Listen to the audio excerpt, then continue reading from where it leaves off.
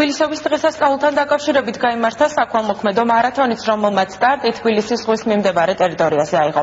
მარათონში სპორტის და ახალგაზრდობის საქმეთა მინისტრი ლევა ყიფიანიც მონაწილეობდა. თბილისის ზღვაზე იმყოფებოდნენ დავით ნარმანია და გერმანიის ელჩი საქართველოში ორჩვენ ჰენიგიც, რომლებმაც მარათონის მონაწილეებს წარმატება უსურვეს.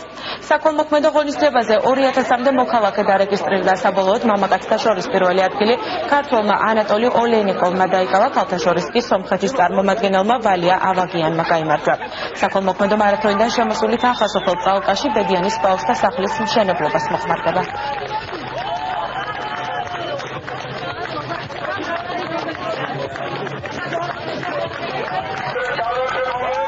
ყველა ერთად დავანახეთ სოფლიოს, რომ მართლაც საჭიროა, რომ იმ ადამიანებს, რომელიც დღესდღეობით არიან სახკაროთ, არიან ეთერში მჯდომი და მინდა რომ თითოეულ ოჯახს დავეხმაროთ ამ ჩვენი თან ჯანსაღ ცხოვრებას მოვეკიდეთ და არის ეს ტრადიცია. დიდი მადლობა ყველა იმ ადამიანს, ვინც მართლაც ერთმუშტად შეიკრა და ესეთი არაჩვეულებრივი ტურნირი გვაჩვქა. თბილისობა და კაი განწყობით ხდებით.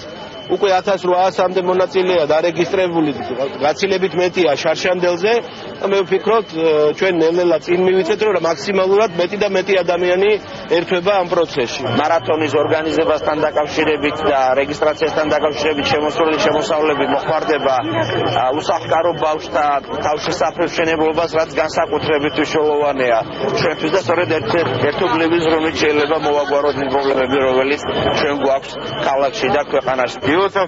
პოლისა თბილისობას არაჩვეულებრივი დღეა, არაჩვეულებრივი სამარათონო ამინდია. შესაბამისად, ჩვენ საკრებულო წევრები ვიღებთ მონაწილეობას დიდი სიამოვნებით.